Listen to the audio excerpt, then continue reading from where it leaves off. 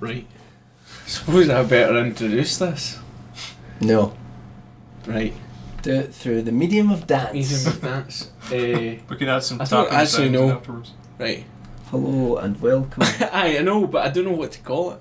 Hello and welcome to the Areashiftybun podcast of awesomeness. Is that what we used to call it? That's when we what used to have that's a oh, what man. we did it back in the day. Oh, yeah, back when we didn't know. Well, when I didn't know what we were talking about. Hello and welcome to our first thing we've really done this year as a group. This is the first. Yeah. So Alan's been keeping things going with these lovely drawing videos, but this is actually the first time we've met up since that is. Christmas and New Year. Yeah. Well, since before then. Yep. Since before then. So how are you both doing? Shall we explain? I'll explain what this is. This is a kind of almost radio show type thing we're working on. Some of you kids may call it a podcast. A podcast, you might. An internet radio, the wireless. Basically, our idea is we'll kind of structure it like a radio show and we'll talk about games, films, TVs, things that are kind of interesting us, but we've also talked about the idea of having call-ins. Now, not Collins, like some guy called Collins is fucking knocking about. But we've talked about the idea of like maybe hosting a little bit of this over Skype and people will be able to call in. There's a couple of people that are interested in doing that, so we might do that next time round. But basically we're just going to talk about the things that I mentioned and it'll be audio only, so it's a good thing to listen to at work maybe, if you want to hear us. Yep. And we've got a special section for hentai.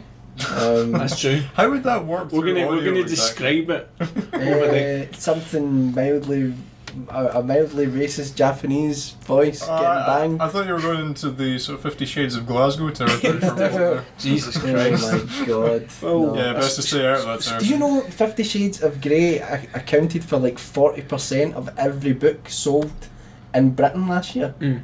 Actually, right, can I just say something? I don't know if that statistic's true. I may have pulled out my arse, but 5% of giraffes are cannibalistic. I can promise you that it's Was a it percent. 26% of books? On the 11th of August that they were put together. I can't remember what the stat is, but it actually kept the book industry going. Absolute pulp though. It's like such poor writing, it's unbelievable. It's aimed at housewives. My girlfriend's got it. Right, well, I'm not retracting my statement, I stand by it. It's absolute torch. The thing that worries me is the knockoffs they've got in WH Smith now. There's a whole shelf of these things. It's the magazines. It's like, £3. It really is like going back to the old pulp novels. 52 Shades of Lilac. I know. Do you know how it started? It was a pen to paper. Was it? Someone was in the bondage dungeon one day and thought, hey, I should chronicle this. It was a Twilight fan fiction. Jeez. Right? It started off as a Twilight fan fiction, and where the woman who wrote it posted it, they actually said to her, "This is a bit too racy." So she took it off, set up her own. Too racist. She set up fucking vampires. Set up her own website, kept publishing it there. Loads of people went to read it, and then she just took out all reference to vampires. And has made millions from it. You know, he's like the guy Thingy Grey or whatever is like a crap Patrick Bateman. Crap? A crap Patrick Bateman. If you think about it, all the things he does. I don't know anything about him other than he pumps. Should we get off this topic? This is bad. We probably should. This is bad. Why is this bad? This is a bad topic. Alright, okay. Because we've got an agenda. I've written a fucking agenda. This is a new for me. Everyone's got an agenda. Right. Would you go as far as to say the pheasant has an agenda? Who's the pheasant? I'm scared. It's an old Bill Bailey joke. Alright. Oh, Bill Bailey. Well, I'm going to write that down on the obscurity. Right. First item on the agenda. What is the first film you've seen this year? And would you change it if you could? Here's the problem, right? Because it wasn't a new film. Does that matter? Well, no. It's like the first film you've seen this year, no matter what it was. Like after midnight on New Year, what was the first film you watched? Bizarrely enough, the first thing I watched this year was Chinatown. Did you like it? I really enjoyed it. The only thing is, if I'd known that the GFT were going to be showing it in a couple of weeks' time, I would have waited. I know. I'm well glad I bought Pales in that comparison ticket. to the two Jakes, though. Two Jakes, man. I've not seen it, but I was reading a wee bit about that, and I feel kind of sorry for them because Jack Nicholson had apparently wanted to make that for like a long time before it got done. You know what I mean? I think he'd wanted to make that for like 10 years or something. And it just turned out to be a sequel to Twins. A Gritty Twins reboot. Two bums. The two Jakes. So, Chinatown, that's a pretty good start to the year. Oh, absolutely. Yeah. No, I think it's probably it's got to be one of the greatest detective films ever made, easily. Surely. Do you not think it's got one of the most horrific moments in cinema history where Polanski cuts his nose? That really is. It's still to this think he's not moment. going to do it, and then he does it. Real. Yeah. It just look. Oh man. It's because Polanski's a fucking nutcase. Polanski. Polanski. It's probably is. You're a called loose Polanski's, cannon, yeah. Polanski. Cutting noses and rape. Sorry. That's right. Well, when the Manson family is coming and killed your family, then you're probably. Do you know what Sharon Tate I thought was one of the most beautiful women She really was. ever lived? And sorry. Do you know what? Podcast. Now when I think of Polanski, I always think of that Nathan Barley episode where he accidentally has sex with that girl he thinks is underage and she turns out to be 18. But to be edgy, he starts telling everyone that she was underage. And he's just going around, he's like, yeah, it's technically a Polanski. And you're like, oh fucking hell. It's pretty grisly. First film you watched this year? I haven't seen it. I'm actually trying to think. That's terrible. Well, why don't you tell us what yours was and I'll think of Was what it mine was 'cause I can't Transfers? remember. It was Death Wish, and I do regret it. Did you wish you were dead? I truly regret it. Now, the problem with Death Wish is you watch it and you think, there's something, like, this film could be redeemed. It could have been a good film. And you kind of hope each time it'll be good, and then it's just fucking shite. And there's no redemption. The best thing about it is Jeff Goldblum sitting there, you're like, I'm glad you went on to better things, mate. Plus, a Jewish robber's not too convincing, is he? I don't really remember that much about the first one. I thought the first one was at least passable. I mean, the second one was absolutely diabolical. Although the third one had a certain amount of comedy value, I would say. I haven't seen the third one. The third one has got Alex Winters of Bill and Ted. Fucking hell. Well, that's a seal of approval and quality if I've ever heard of one. I think the third one was actually once compared to like a sort of side-scrolling shoot-'em-up game of the time. It's like, when the police chief guy joins in on the shooting spree at the end, it's like player 2 has just inserted a coin. Death Wish 17. Oi, I wish I was dead. But yeah, no, I do just wish. I do just Later on, wish I'm that going the down film to was Emmett's better. Fix-It shop to fix Emmett. Sorry. Michael, have you thought of it yet? Do you know, I'm actually wondering, what's the date today? Is it what is the date today? I don't know, I'll ask The that. 14th? I'm not sure if I've watched 15th. it.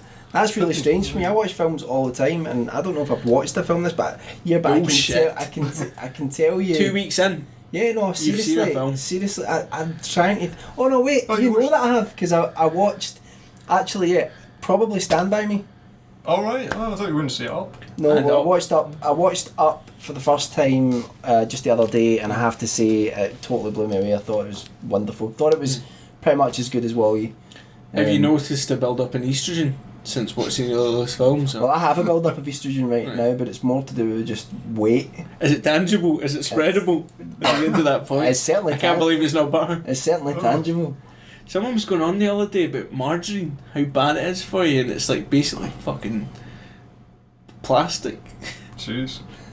Again, we can't quantify these statements. I We know. haven't researched this in any way. I don't know if they're just talking about the tub. This is rubbish. This is rubbish. That yellow shit's Do you know just a something? film. Do you know something I did watch though? We're going to talk. Do you know what? I won't mention this. 'Cause Was it it's- Transfers? No. It's I'm just going one to of keep our. saying that until it is. No. It's one of our other topics for later on. So Right. because it was something I got at Christmas. Ruined. Spoiler. What I was going to bring up was the fact that CNN in America have voted Scotland the #1 tourist destination for 2013 because of the scenes in Skyfall. Do you think it was rigged by Donald Trump so that he can get more people to visit his come across upcoming his golf course. yeah. Fuck knows. What stupid fucking Americans, I know. man. I- Well, what- no, wait a minute. Can I just say something? As I was thinking to say I know there, and I said I know, Callum said stupid fucking Americans, and then my I know came out. I wasn't agreeing with what Callum just said. I think it was racist, but I was agreeing with something Callum said previous to that. Go on, Callum. Dig yourself a hole. No, it's cool. I don't have to defend my statements. It's school. Basically, what is kind of crazy is the fact that they've shown like the Highlands and stuff like that, and they've gone, oh yeah, that looks absolutely fantastic, because no Scottish people live there. That's why it's good. It's an untouched landscape, and it is lovely, even though there's a house called Skyfall, which is the least remotely Scottish name ever. What I want to bring your attention to is, if anyone watched Trainspotting when all the American tourists came over and were just violently mugged, I know, but I just worry there's going to be a repeat of that. no, I don't think so. Alright. I don't think we'll have. Well, that's that question fucked then. They've got guns, They've got guns. Well, they can't bring them and over I yet. believe it's the law that they can carry them wherever they go. Wherever they go. What do you think about, Trainspotting as a sort of international advert? Because I think that's maybe one of the few films that, even if you could somehow take away all the drugs and the deprivation of it, I think it does have something of the national identity about it. But the problem is, would you rather have that as a message to people or Braveheart? I would rather have Trainspotting, to be honest. any time. I think when you're talking about that, about Trainspotting, sort of maybe possessing a bit of the national psyche. Yeah, I think there is. Do you not think it's our our national insecurity that it contains? All the stuff all the stuff about England, and we're wankers, we were colonised by wankers and all that sort of stuff. Yeah, shaking their I bed sheets. think there's a lot of that in the film, and we're just sort of plodding along blindly into the abyss, Alan. And I think perhaps part of the problem is that, how long have we even ever had a film that is set in Scotland that has not been about, poverty and deprivation, drug abuse, warrant officers, bailiffs? When was the last time you saw a film that was just set in Scotland and wasn't about something absolutely horrible happening to children? Gregory's Girl. Well, there you go. Gregory's Girl Actually, was yeah, a tour de force. Not to mention Sweet 16. All those films in that vein. Only thing that goes against Gregory's Girl is that it's filmed in Cumbernauld. And I spend quite a lot of my time in Cumbernauld, and I can report back to you all. That wasn't actually on CNN's list I'd say, of the places to go, Yeah. even though it does have a gift shop. I'm sure the people in Cumbernauld are very nice, but I'm sure they're not. whoever designed it should It's got a motorway right should there. be shot. No, it looks like Blade Runner, but without any of the cool things. Yeah. Or Harrison Ford. It looks He's like- just living there. It looks like Blade Runner after somebody's cut off the electricity. More likely, That's what it looks like. more likely Rutger Hauer. It's just sitting on top of buildings with a painted pigeon. Have you seen it though? It's like you go through That's it bad. and you think, oh, this is a back road, right? And someone says, no, this is the main road. This is the town centre, and there's nothing on it. The problem I have is I've only ever been through Cumbernauld at night. I've never actually seen Cumbernauld. Oh, it was continually voted the worst place in the world. Was it? I think we Another were digging ourselves substantiated down fact. earlier, but was it not in that book, Crap Towns? It's I don't know if that's how book I want to read. a little product placement. If you want to open up Apple Maps on your iPhone, you'll be able to get a 3D model of Cumbernauld for your own excitement. Yeah, it probably won't lead you there though. That's right. It's a big warning sign. But no, I mean, I should try and retract that because I'll be dead. Do you think you should bomb the lot of them? Is that what you're saying? No, not at all, not at all. But Gregory's Girl is a fantastic movie. Yeah. Great. But state of Scottish cinema, the state of Scottish cinema is pretty shoddy though, isn't it? Yeah. It's bad. The worst thing about it, and I think Alan, you hit the nail on the head with it, is that when you said, you listed these things, can we have a Scottish film without any of these things? Yeah. What you need, in my opinion, is a Scottish film that doesn't explicitly reference that it's Scottish. That would be perfect. Let any elements that are from our culture seep into the film almost accidentally. It doesn't need to be something that's about gangs in the Gorbals, do you know what I mean? It doesn't need to be about that, about heroin addiction or about, it doesn't need to be Don't about let that. it be characterised by it or... Just let it be a film about human beings, and it just happens to be set in Scotland. Yeah. And you'll probably capture more of what we are about. But I think In there's a some lot of element of that now because that's what sells. And there's an element of that put in it because it makes it stand out a little bit. And particularly like the American market, they go mental for Scottish stuff. And we can't understand it. We're trying to get rid of it. Have you seen Angel's Share? No, I haven't. But some people said it's alright. Was it Ken Loach that made that? Yes. it always strikes me as strange that he seems to be kind of like, I don't know, maybe softening a wee bit in recent times. It certainly feels it yeah. when you watch it. It certainly feels, because it's a kind of strange one in that I went in not thinking I would really enjoy it because I wasn't in the mood to be thoroughly depressed. But it's kind of it's like a typical Ken Loach film where it's going to be really depressing. Yeah. And then, I'm not spoiling it, but it just doesn't go in the direction that you would expect it to. It's quite sort of charming in a lot of ways. It's also got a lot of home truths in it about people trying to get out from, I suppose, the gutters, the word. Yeah. Some people will, others won't. We've probably highlighted quite a few films that CNN should have watched before they did that. They're not particularly big on their background research. Yeah. Do you know what was a disappointment? Brave. Scotland. No, other than Scotland in general, and just about everything we do, except from get fat and die early of obesity or stabbed to death. Brave was a letdown. I don't know if you saw it. For a start, it felt, they said that they flew the Pixar team across. Now, I'm a huge Pixar fan. I don't really think they put a place wrong. Cars 2 wasn't great, but they're one of the few companies or production companies that are almost consistently brilliant every single film they make. Yeah. Brave was pretty average, and they said that they'd apparently brought a bunch of the team from California over to Scotland for a couple of weeks, but I don't know where the fuck they went, because they didn't really take anything over. One of the central parts of Brave is bears. When was the last time you saw a fucking bear in Scotland? Well, I think when's Brave set though? Oh, it's a couple of years ago.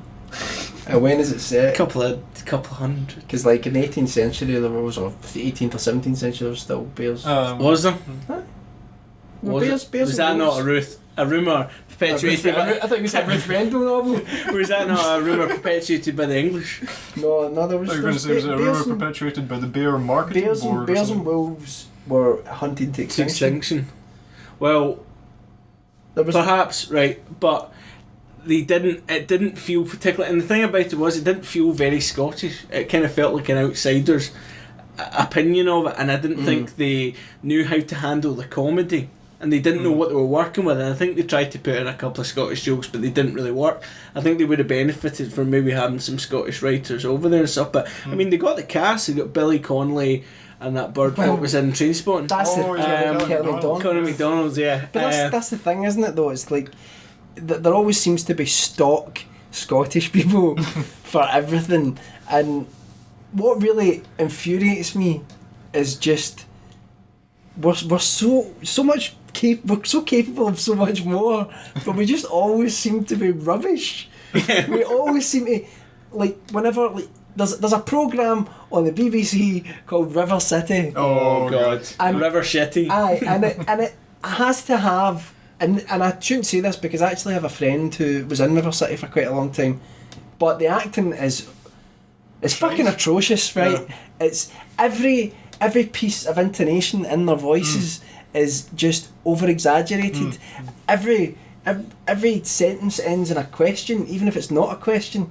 Anyone who's watched it will know what I'm talking about. The way they raise their voices at the end of every question, at the end of every sentence. It's awful, it's rubbish, it's Scotland. See, this is what I'm talking about, right? It's Scotland trying to do EastEnders, but we don't live in the East End of London. I'm sure the East End of London's lovely, right? Well, don't look at me like that, Callum, right? But I'm sure, right, I've been to London many times, love that city, but we live in Scotland, so don't try to be what you're not. Right, good night. To be honest, I think Scottish television died the moment Taggart was cancelled. Balamory.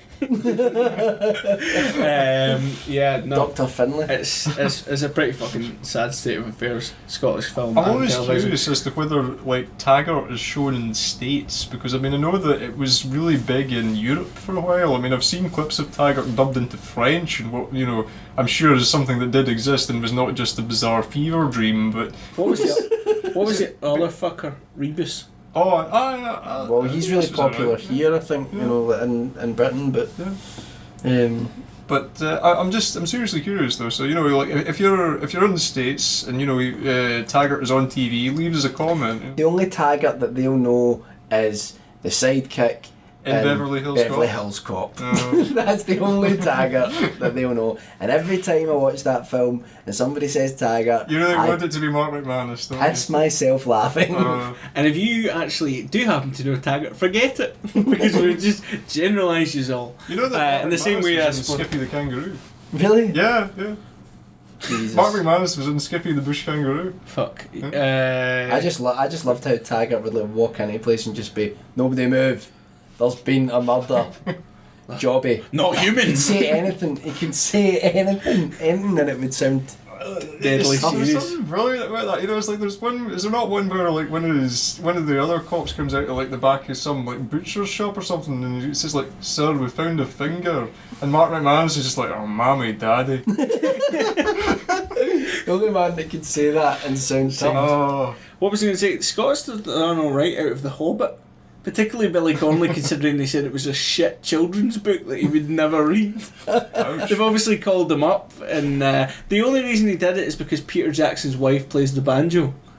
And he does like a bit of the banjo, and he's going, no problem, I'll come along. I have to say I'm very happy about, although we're going to talk about this in a Buncast, but I would like to say I'm very, very happy that Doctor Who's in it. What, Matt Smith? Or? Sylvester no. McCoy. My Doctor Who when I was growing up was Sylvester McCoy, and all I'll say is When was good that? on him. 1876. 1980s, sir. That's it. Just before you were born. Back when you had to draw each frame of the television, they broadcasted it over the radio, and then you had to draw the panels. Back when you got, for Christmas you got an orange and a sock. Maybe that was just me. To be fair, you could use that as quite a handy weapon. Oh, absolutely. Well, that's what Bing Crosby used when his kids, so he wouldn't bruise them. A sack of Jeez, oranges. Sack of That's oranges. pretty fucking good. No, that's what he did. It's like, horrible. my mate Andy said that he sits there at like Christmas whenever a Bing Crosby It comes on in. Hello, Andy. whenever a Bing Crosby Jeez, film comes on, Andy's dad just go, there's that old bastard. And Andy was like that one year, was like, what do you mean? He's like, Dad, it's Bing Crosby, and he's like, old bastard. Used to beat the shit out of his kids. You know, apparently he was. Jeez, I think one of his sons wrote a biography about him and basically said he was fucking us up every single night. And he struggled because he had broken hands. Oh, rum-pa-pum-pum, peace on earth. Bum bum bum bum bum. Beating the shit out of him. Right, we better move on to the next one. Okay.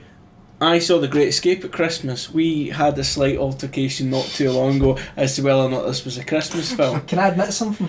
Right, I never watched the Christmas video back, all of it. right. It's pretty bad. I know, and that's why I didn't want to watch it, because I thought it would make me cry. Right? But did you put anything of it up? I didn't put any of it up online That's all right. because it is just, and we get closer and closer and closer and arguing.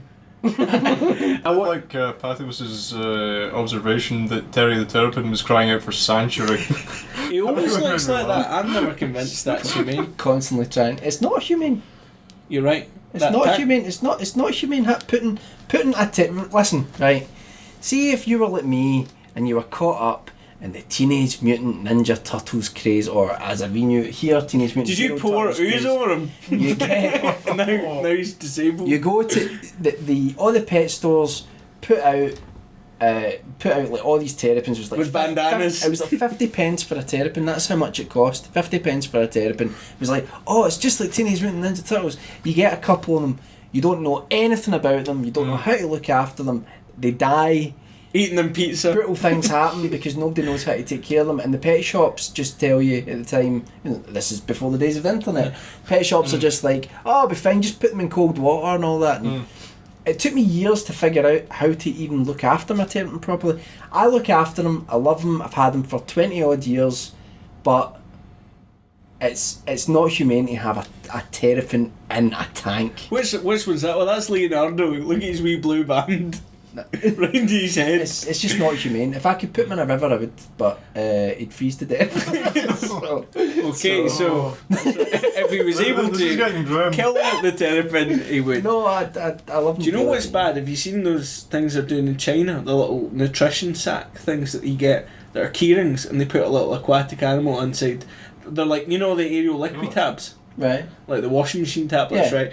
It's basically something the size of that, and they put a tiny sea creature in it, and there's enough gel in it to sustain them for like a month, and then they die, and you have to just go and buy a new keyring. That's like goldfish shoes. Oh yeah. Oh. Whose idea was that? Gaggler. No, he'd have put kids in them. Kids inside my shoes. But that's how you got the kid. That's how you got the kids. Hey, do you want to see some goldfish? Aye. While you're down there. Right, let's get back to where we were doing. Like animal cruelty. And Gary's Yeah. Fucking hell. Jeez. No, Savile, Jim Davidson, brilliant. Aye. Roped in. I made that call myself. Jim Davidson's got fuck all to do with it. But it's just get that fucker done. I don't want to do any more panto in I saw Glasgow. him once on Tucky Hall Street. I saw him over there. I walked past him and I was like, that's fucking Jim Davidson. I used to like him until I realised he was a racist. Years ago I went up to the Shetland Isles, which was one of the most remote places in Britain. Went to visit, me and my friend went to see another friend, and we went up there. It was a brilliant 5 days. Blind drunk, didn't stop drinking for the whole 5 days. But anyway, we were in a pub, and in that pub there was a quiz, and we get so drunk that we didn't know the answers, so we put down the answer for every single thing was Jim Davidson. Did you win?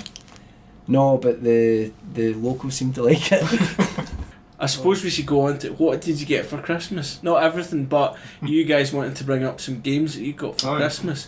Mike maybe wants to start us off. Well, I received nothing. No, I got L.A. Noire, which I've only played a little bit of, and I have to say that I think it seems really excellent, but I was then given Skyrim basically like that night, and since then I have been wandering through the world of Skyrim, ignoring all of my duties in real life. The thing is, here's the thing with Skyrim, right? It's a phenomenal game, but why are you pointing that microphone to me like you're interviewing me? Because it actually gives me a great sense of joy.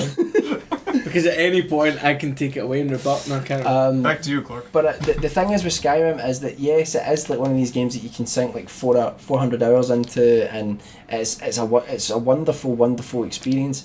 But see, once you get about 40 hours in, which is great going for any game these days. You have games you can complete in 5 hours. You just die just from sleep deprivation, and you haven't been eating, and you've shat yourself. You start hearing things. But you know what? You've killed a dragon, and it all comes. You start to realise that the whole thing is pretty much go and speak to this person, right? Go and take this to this person, or go into this dungeon, and the dungeons start all getting a bit the same, and go into this dungeon, kill the monsters, and there isn't a lot of variety of like creatures and things like that, and so I think the illusion of it being this entire world that you can do so many things in crumbles. Eventually falls down. And I was thinking about this, that there are so many games even released in the 80s and early 90s that are still much bigger and more detailed than the likes of Skyrim. Anyway, what about you? Do you don't think that Skyrim sounds like something you clean your toilet with? Sounds like something that you'd get in a porn. Skyrim. Skyrim. That's an aerial rimming. Is that like the porn version of Skyfall? Gonna get Skyrim. Skyrim. There's no way someone has not made a porn film called Skyrim or making one now. After that, Dovahkiin. Sorry. I'm sorry. Well, what about you? My mind has gone blank. No, I picked up quite a few things around Christmas time. this is not the game. Just furniture, items of laundry, women. Hey. The main one I got was Zelda: The Spirit Tracks. Right. Why am I saying these Spirit Tracks? Like, shall we watch the EastEnders? But Spirit Tracks, and I really enjoyed it. I mean, I've played about, I don't know, halfway into the game now, I think. It's on a DS. Is that the one that's got a train in the front cover? It is indeed. When the fuck did he get a train? And Right, Spirit Tracks. Is Phantom Hourglass before it? Yeah, Phantom Hourglass. Have you played Phantom Hourglass? Yes, right, okay. yeah. In fact, is it not one of those ones with like Spirit Tracks that you basically got like Wind Waker, it Phantom follows Hourglass, it and follows you've actually that, got yeah. it's like the one version of Link through those games. Well, I don't know if it's not like exactly the same Link, but there is a sort of continuity between them, I think. So yeah. But you're enjoying it. But yeah, no, I liked it a lot. It was it's quite funny, and part of the problem I have with it though is just that every time I boot it up, it's like, this is just too adorable. I can't play it. There comes a point where it just gets so cutesy. It's like, just, oh, when Wake Up he's using my face. I used to like letting him slip in the ice, and when Wake Up he'd do a wee thing and then he'd fuck his face right off the It's ground. a bit harsh. Yeah, well, I'm a harsh It's person. amazing how much they've sort of pushed the DS hardware. No, In a absolutely. lot of ways, Yeah. I mean, Into the fucking bin now. There's about 2 models come I since. know, it's ridiculous. But what was I going to say? I've actually got a first generation DS, Yes. which came from America, and I got it 2 weeks before they got it here. And I had it about a year, and it was good, the DS. And then I lent it to my sister, and she couldn't find the stylus, and she used a Kirby grip on the touchscreen. Oh my! It is fucked. Oh, There's scores in that you could hide an elephant. Honestly, just going in there, I mean, it's oh no! it's like, I mean, there's like some Vietnamese prostitutes that wouldn't be able to take that amount. Are there any other?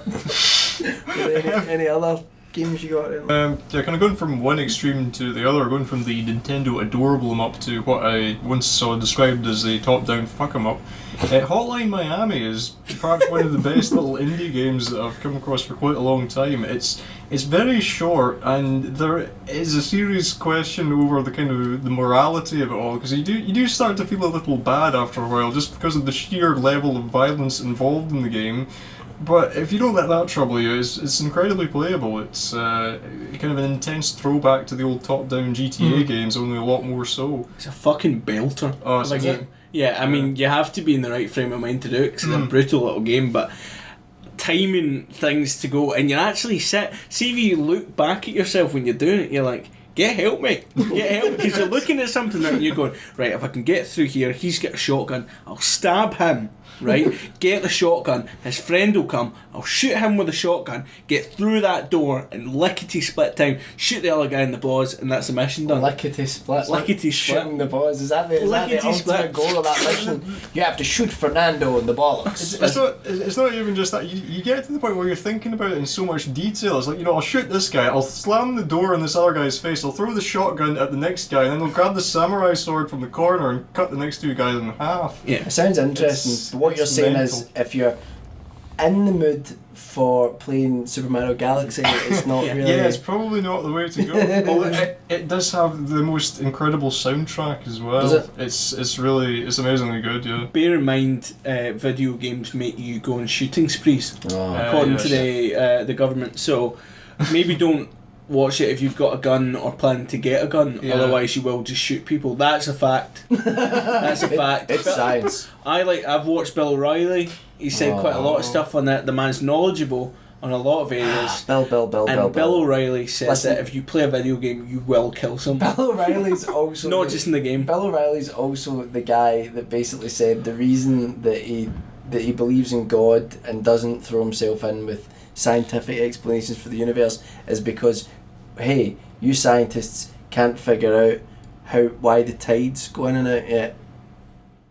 Yeah, that's been kind of known Yeah. for hundreds of years. Poseidon. and- That's what he put. You see that's got to be up there with the whole business of why don't they just open the window in the plane? Aye. Yeah, I know. I know. He's like, until you explain why the sun goes up and down, why the tides go in down. And are you telling me it's on a big string and they just pull it up? Pull the other one. Crazy. Not the sun string, but. What about you? Did you? Any games? Well now. Can I just say something? I bought both Alan and Callum games. Yes, we should For probably say Christmas. that. Yes. But it's alright if you haven't played them. That's fine. I thought you were I'll play actually that. going to say that I hadn't got you anything, but Michael was able to play Skyrim and various other games. I gave him a computer, so it's Why all. do you need to bring that up? Because every I time? thought you were just about to go, Callum's not actually No. bought me anything. but No, I wasn't. I was just saying that we're talking about games that we got, and I'm saying that I got you. I've preempted in passing. So after what you said, and I had time to back out of it, I've given a preemptive strike after the event. So what the fuck is that? George Bush. This is a strike. You've been struck. Yeah. So what did you get game wise? Right, I've got a few games. My dad usually always gets me a game for Christmas. I freaked out because I forgot that last year I got Skyward Sword. That was fucking ages ago. Still, well, a year ago. Nah, not even. Only Zelda game I've never replayed. Really? It's not even in its box. I never even put it back in its box. It's on the shelf. It's scratched to fuck. It's like, put me back in this box. Do you think Skyward Sword is going to be one of these ones that people absolutely fond over and then... it's not as good as like Ocarina of Time and Majora's Mask. That's my definitive line. And that's the party line that people should be sitting behind. Other people are getting behind it. The fucking sword mechanics, what the fuck's that about? Do you know what underlines it for me? I thought that the sword mechanics were quite good. But I mean, I didn't play all of it. Yeah. But the thing... I mean, I have, so that discredits... Yeah, no, that's what I'm saying. I can't give a review of it because I played a little bit of it. I probably shouldn't say this. I had it installed on a hard drive on my Wii. And Michael had a legitimate copy, can we just say? So you only did that for backup purposes. Yeah, of course. And then I managed to delete all the stuff that was in the hard drive by accident. So that was good. He backed it up in HMV while all the people were panicking about losing their jobs. Michael's going, I just have a shot at that Wii game. Is that alright? It's alright, boys. I'm doing a stock check. What underlined it for me is when I got it out that Christmas and I had it set up in the living room and I was playing it and my sister just walked past the doorway and went, "Gay." While I was standing there flailing about, bashing goblins. And I have to admit, I used some quite powerful swear words and violent sexual imagery when I was describing what I was doing to some of these things. And I mean, there's little nice cartoon rabbits going about, and I was like, "I'm gonna fuck you with this sword," shit, and hoping there was a mic or something like that, you know, and I would get extra damage. Nah, nearly damaged my telly. But yeah, so that, and then that underlined it, and I stopped playing it for a bit, and then one I was off at work for like a week or something. And it was just that way. I just fucking sat in my pants for like 4 days and just hammered it on my projector. I'd nearly used all the bulb hours of my projector just running through. And I got up later on, I went through a fucking 8 packs of batteries just about. And then I was sitting at the end, I just went, what do I do now? That's the thing about a Zelda game, you get through it and then you're like, fuck, I better deal with life. I know. And you let your baby fall out of its cradle. So would you say that it was good, but it's just because it's a Zelda game, it doesn't I expected better. But my main issue that I had with it was the fact that when you complete it, it gives you 2 options. Either you don't save or you save, and that lets you replay the game on hard mode and you can unlock other shit. But you lose all your progress up to that point. So if you've collected a whole load of shit, or you've done anything like that, you can't get that stuff back unless you don't save. So defeating the final boss has become pointless. What you would need to do is go back, create a new save, and then fucking complete the other one and then save it separately and go in that way. And it's just like, fuck off. I mean, it's just like, what the fuck are you talking about? And it's just like, all the other games let you complete the final boss and you could save it, and then it would never be past the final boss, but you could go and fuck about and do whatever the fuck you wanted to do. Skyward Sword doesn't encourage that, but it doesn't encourage you to adventure anyway, because they put those fucking sky bits and you're flying about like a fucking arsehole. I think one of the big, at least from the amount of time that I played it, I think one of the biggest problems with it was that, you know, when you go into Hyrule Fields and all that for the first time in Ocarina of Time, it's like, it's still a moment in gaming that you'll never forget. You're just like, the world is there for me to explore. But in Skyward Sword, and I think it's more to do with the technological limitations of the Wii. I think your wrist. I think they were. I can't flap for that long. I've had some training. No, but I think they were trying to have it so that you had segmented areas and, you know, no sort of real proper hub world. And but by the way, one of the greatest Zelda games, it's not a Zelda game, but it is a Zelda game. It plays like a Zelda, is Okami. Okami, alright. which is just the game that's sublime. not a Zelda game. It's You not are a- correct, because it's it's not about a dog. It's not a jumping Zelda about. game, but it was the people who made that game said basically they wanted to make a Zelda game, but they obviously they weren't. Parallels with Twilight And Princess. It's Yeah. well, Twilight Princess. A lot of people think Twilight Princess basically ripped off Okami. You know, like they saw how good the sort of wolf mechanic. It was brilliant, but there's that thing. So that was last Christmas. Carol. Yeah, that was the thing with Twilight Princess was it was almost too big, the overworld, and there wasn't enough stuff in it. You kind of Yeah. felt like you should be waiting for a bus. Because it's like, I've got to fucking go across this on a horse. Not Mr. Darcy. Can I say something though, just in terms of Zelda? That is one thing that I will never forget this Christmas when I was playing through Skyrim for the first like 10-15 hours.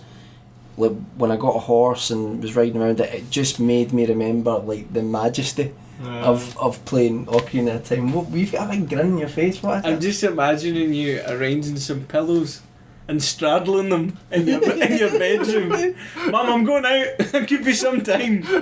Right, what Right. did you play this year? What I got this year, right, that was last year for anyone that cared about it. Welcome to Callum's Gaming Adventures. My dad got me GoldenEye, right? But the Yeah. joke is, my dad, for the Wii, right, Yeah. because we've got a Wii back home. It's good. I liked it. No, I thought it basically was my dad said, here's that game he used to play all the time. I said, what? And then he said, it's GoldenEye. I remember you used to have that in the N64. And I opened it up. I said, Dad, this is a remake. And he went, what? And we Oh, put you it on. spoiled little brat. We put it on and he just went, oh, right. It's just And then we started kind of playing it through. And we were both just like, really. I actually think No. I think it's a really good FPS. I just That's don't good. like using the Wiimote for things. Really? I just couldn't fucking point for shit. Yeah. And I was like, look, I'm normally good at these things, but no, I fucking hated it. I don't know. I think when they get the Wiimote right, it's sublime. Plus Sean Bean wasn't in it. That's Boring points games. off. What else did I get? Right, I better open my Steam library because someone. No, I wait. got You don't need to some go time. through. Ah, You no. only mentioned one thing, right? I'm just going to mention a couple of things quickly. Right, I bought a lot of gifts. Payday the Heist, really great. 4-player co-op. Right, you just do bank heists. right. It's fucking ace. It's basically just like Heat the game, and you're just going around going, I'm Val Kilmer, I'm Robert De Niro. Is there any point where you have to like repeatedly tap a button to say you might get killed? What can you My do? God, I'm actually looking at this here. Payday Heist, 19 hours played. Yeah, that's not even that much. It's only 6 hours. Right, Legend of Grimrock. The other thing I got was 249 hours left for Dead. No, 2. one of my mates got like 2,000 on it. Michael, stop clicking. No, Michael. I want to see. Right, I want to yeah. see. The other thing I got was Legend of Grimrock, which is amazing. That's like a. 10 minutes of Deus Ex. I only just turned it on to look at it. Fucking hell. Right, Michael, you've just put this right off. I know, but I want to see. I want to see how many hours you've put in. Mike, it's like looking in through someone else's Armour 2 windows. won't tell you. To, Daisy won't tell you, because that'll be a sickening number. where is Daisy? It won't tell you. Oh, it's a mod. that's what I wanted to see. That'll maybe be over a few hundred hours. I'm not even shitting you. I've put days into that. I was here the last time I was here, right? The last time I was here, Callum started showing me stuff on like that he'd been playing on DayZ on Steam, and he got that into it when he was doing it that I could just tell he no longer wanted me here. So like I was like I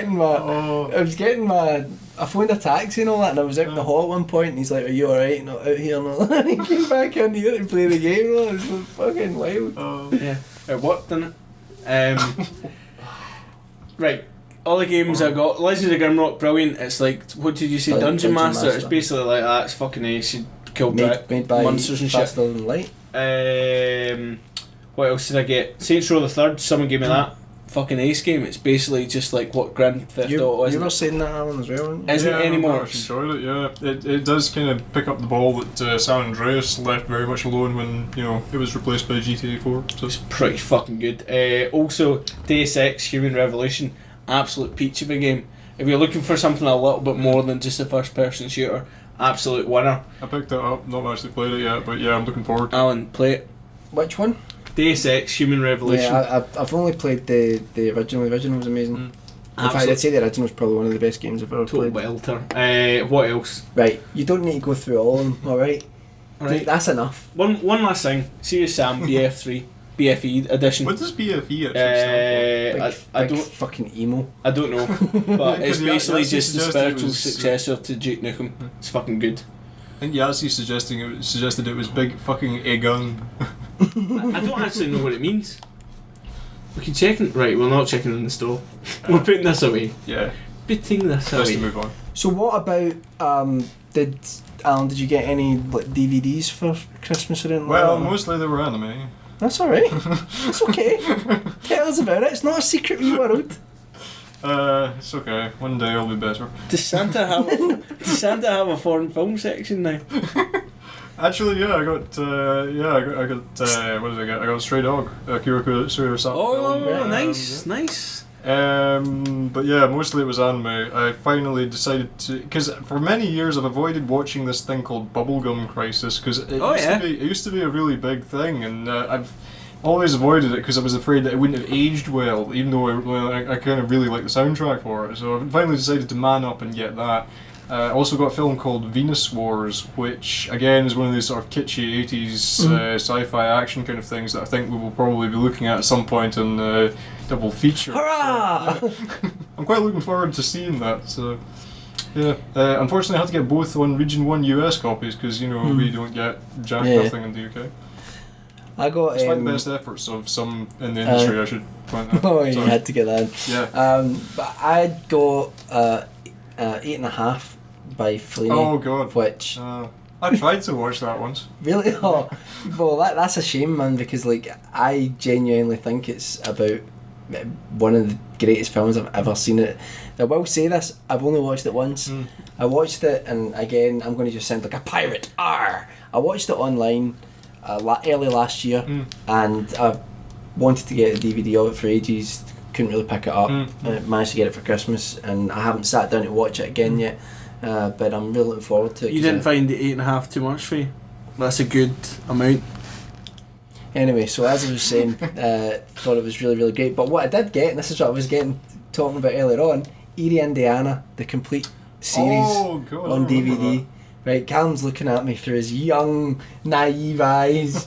Erie, Indiana was like an anthology horror TV series, which was just basically about this boy and his family who moved to this little town in America, Erie, Indiana, and it's like the epicenter of strange.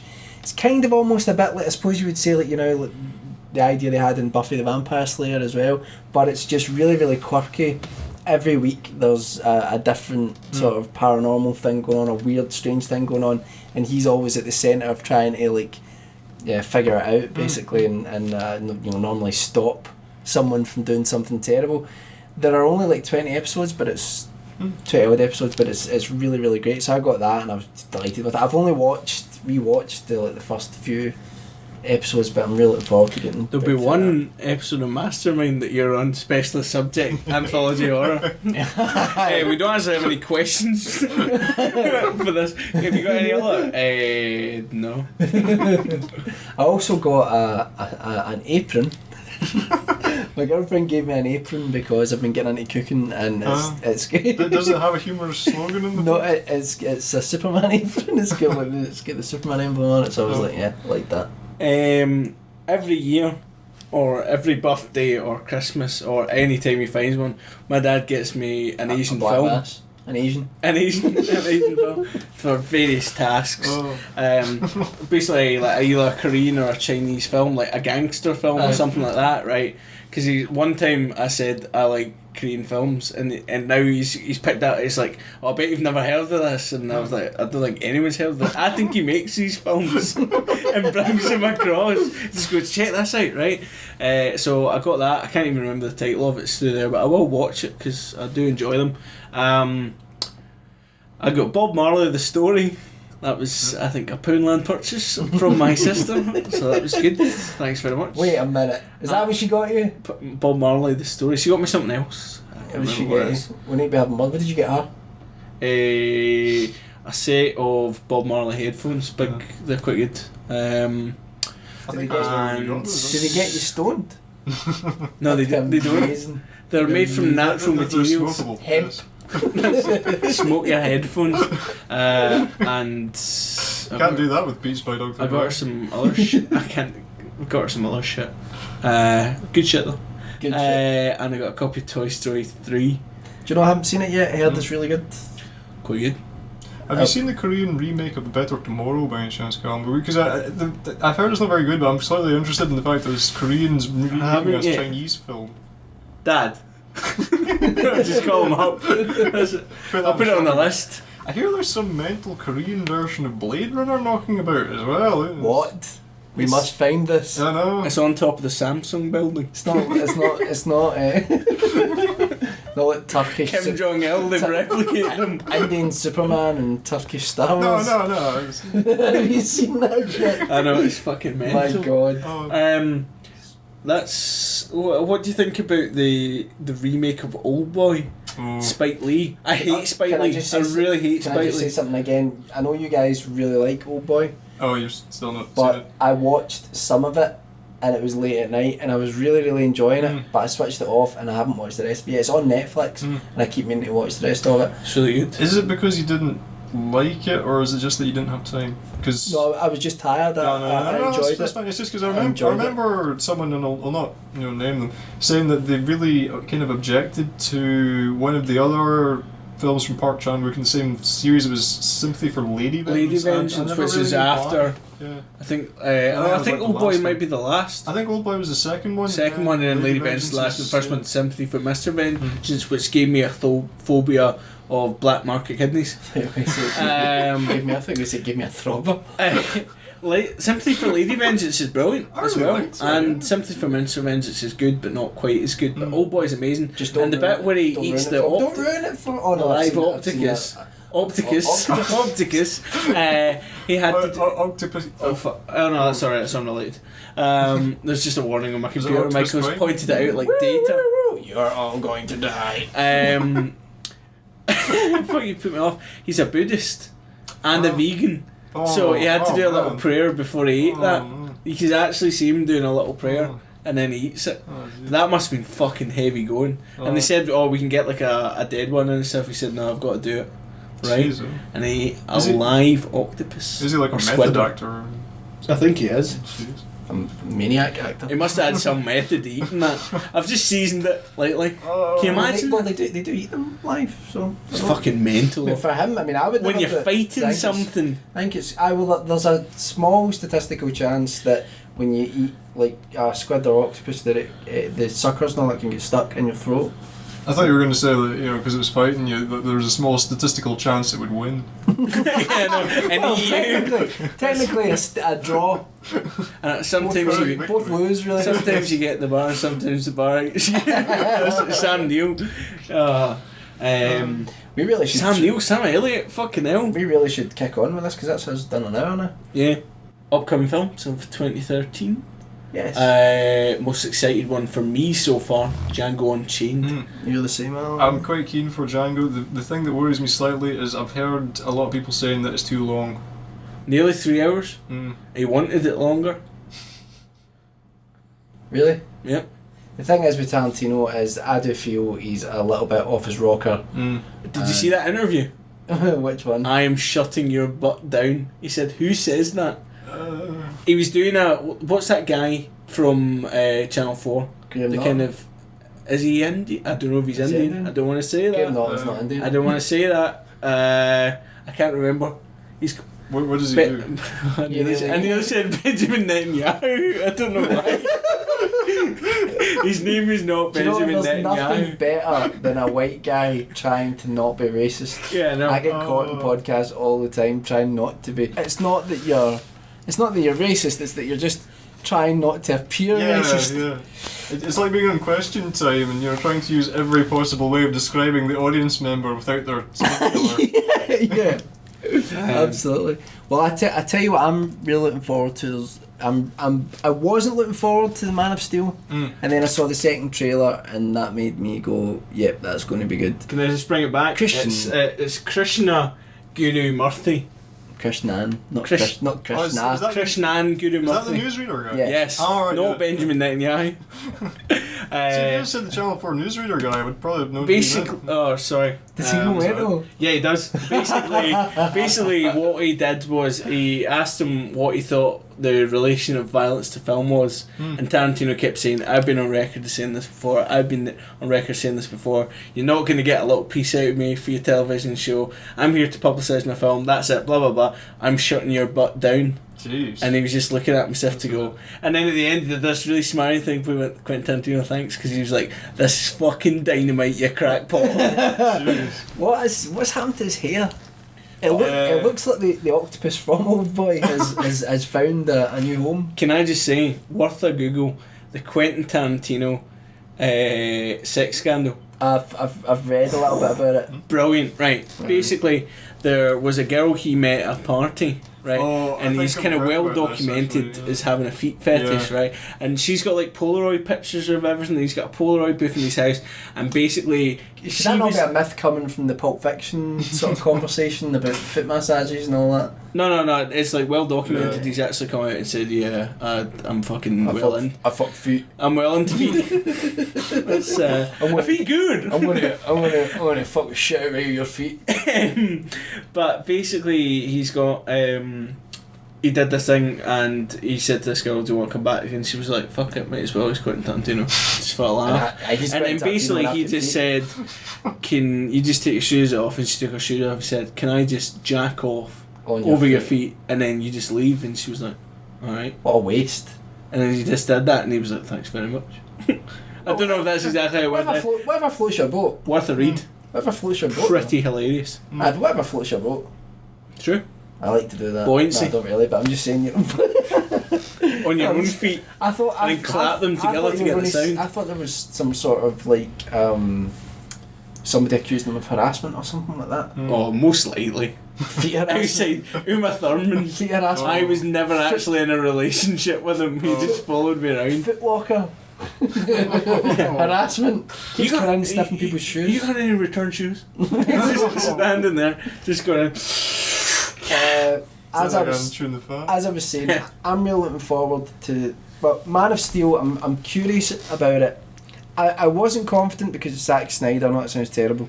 Although that's entirely. Although it's a weird thing though, right, with Zack Snyder, because I haven't actually seen a lot of his films, and the two films that I have seen, 300 is okay, and I really liked Dawn of the Dead remake. So like, but I just have this impression of him that he's another Michael Bay, a bit like sort of like getting just obsessed. He probably does get like a disproportionate amount of abuse to where his films actually are, but at the same time, yeah, he's not exactly going to make the the Nobel Prize for Literature anytime soon. Quentin Tarantino. Listen, we're talking unrelated. Man of Steel. So we are. I don't know why I said Quentin Tarantino. What I meant to say was Man of Steel, right? Not looking forward to it because Superman is pretty much one of the most boring creations ever, and nothing ever fucking happens. Craig used to say that. Craig used to always say that he hated the whole thing with Superman because there was no drama.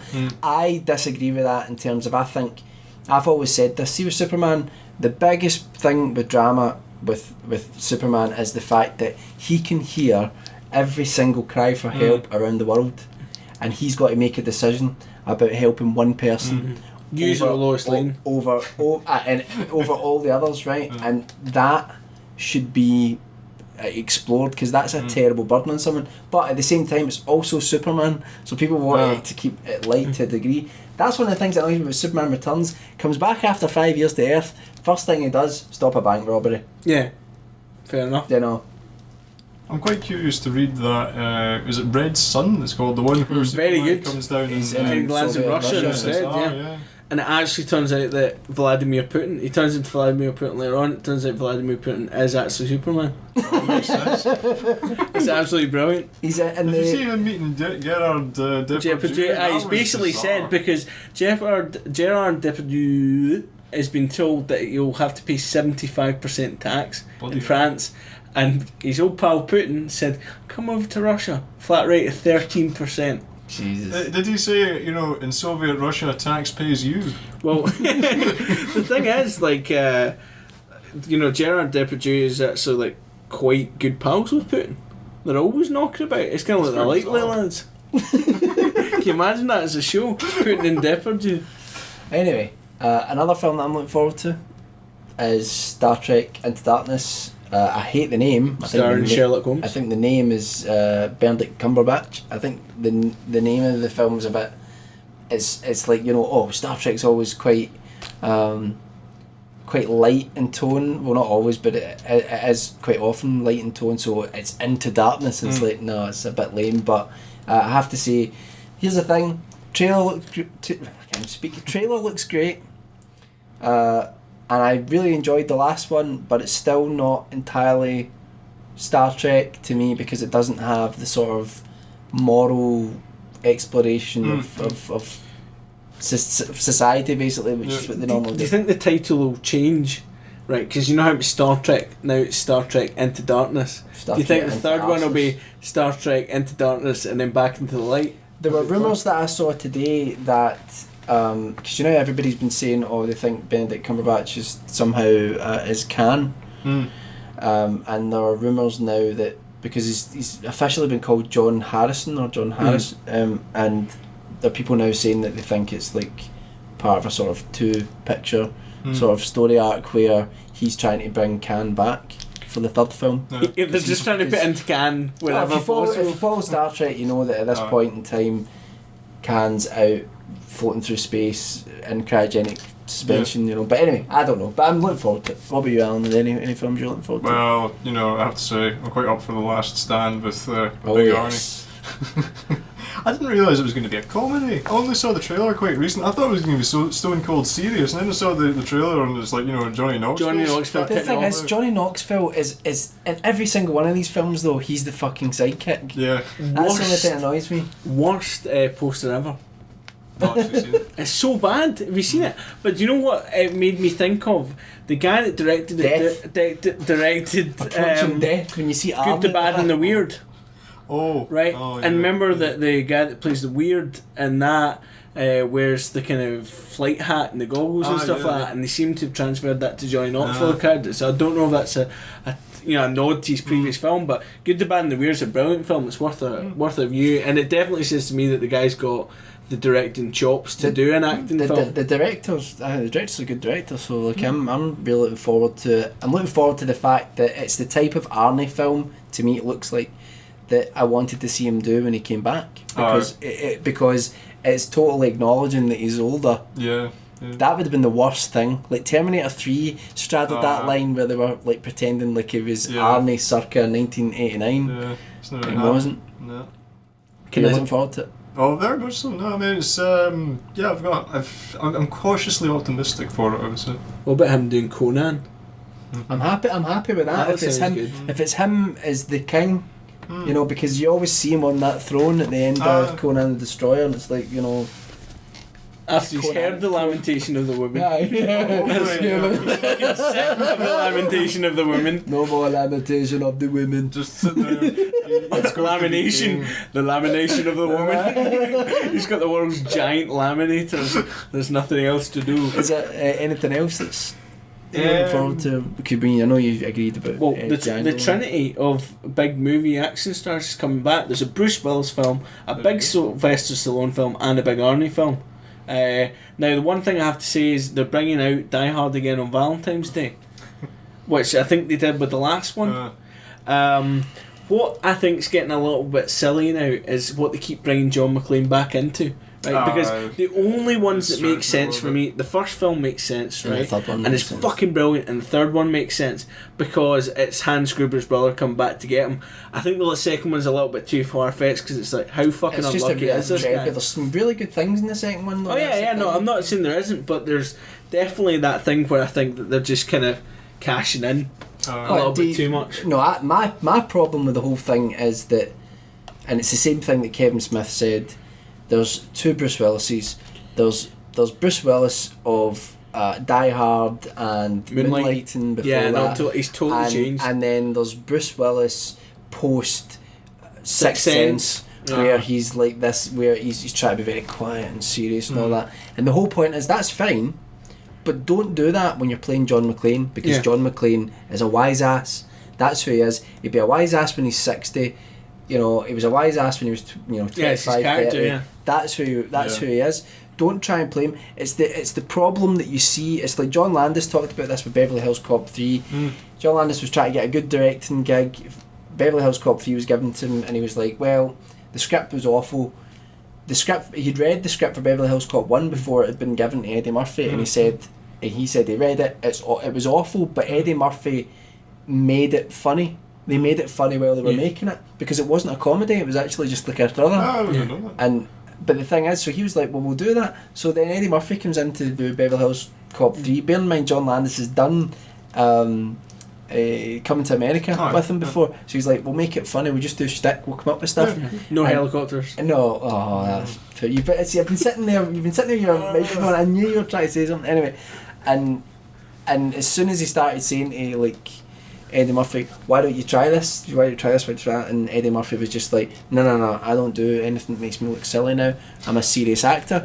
And it's like, no, you're Axel Foley in this film. Yes. You're a wise ass. And because of that, I think that was the main reason that the third one was so rubbish. Name a serious performance really that Eddie Murphy's done. What was that one he won a lot of awards? When he was pretending not to be that kid's dad. You put a pretty serious performance on then. Eddie Murphy's weird because he's like the biggest grossing star of all time. Yeah. And you just can't fathom that because he's not really. I mean, Shrek was a bit of a renaissance for him, but really, you know, like the 80s, because Chris Rock talks about that. He says, when I met Eddie Murphy 1985, I met Axel Foley, not Dr. Dolittle, you know. But anyway, anything else? I need to go home. Frank Sidebottom. Frank Sidebottom is going to be played by Michael Fassbender. Thoughts? No. Yes. No. Michael Fassbender. Frank Sidebottom. Michael Fassbender. Comments? Oh no. Yes. Fassbender inside the head of Frank. Yes.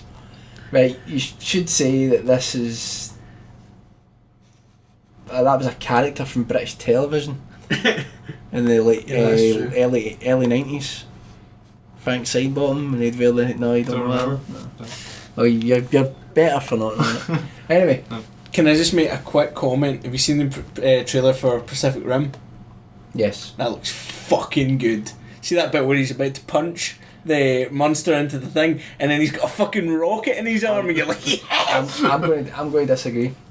You don't think it looks good? I love Del Toro's work, right? But I think to me, I'm hoping that it'll be great, but I think the trailer just makes it look like a Michael Bay movie. Can I bring Alan's anime awareness into this? I don't like the design either of some of the things in it. I don't think the design's too hot. Neon Genesis Evangelion, that was a porno. Serious issues tonight. I know, with my speech, I don't know what the fuck's up. I actually might be having a stroke. Too many cocks in the mouth. Well, thanks for that. Neon Genesis Evangelion. Evangelion, is that it? I thought it was Evangelion. It is actually. Well, I don't know. It's one of these things that may have been mispronounced originally. Some people are saying that it's basically ripping that off. What's your thoughts on that? Well, I mean, I think it's probably paying a bit of an homage to it, but at the same time, I mean, Evangelion was just like an homage to a lot of earlier robot shows as well. So, you know, even if it is taking a bit from Eva, then, you know, go for it. Two other things: Jurassic Park sequel next year, Jurassic Park 4, and the new Godzilla film next year. No scripts, no one assigned, but they've got release dates. Brilliant. Oh, that's going to end well. Star Wars. Oh. When's that coming out? Next month. Yeah, that's right, they've rushed it. Star Wars, is it not slated for 2015? I think it is. Could be. I like you checked your watch. Tell me what. I know. Picture of George Lucas's face. Just press the button and he says, it's your time. Nicholas Winding Refn's film coming up, that looks fucking good. What's about the it's got Ryan Gosling in it again. It's basically about a Bangkok police officer having like a Thai boxing fight with a gangster, and like the poster for it is just Ryan Gosling beat to fuck, which I imagine there's many jealous men out there. You've got a bit of a. You've got a bit of a. I've got respect for him. You've got a man crush. I've got respect for him. You've got a man crush on him. Nah, I've got a respect for him. I've got. Listen, it's alright to have a man crush. No, it's not, because I don't think that's a fucking phrase. It's like people like, oh, he's got a bromance. It's like, no, that's just repressed homosexuality. The other thing that you've got as well, and you're like, what, a mandate? That's the other thing as well. It's like, it doesn't sound like a mandate. Is that not like a political demand? Yeah, no, that's what I think when I say a mandate. I don't think it's two men going out. It's like, no, that's two guys fucking hanging out. Bit of a three-way mandate, no?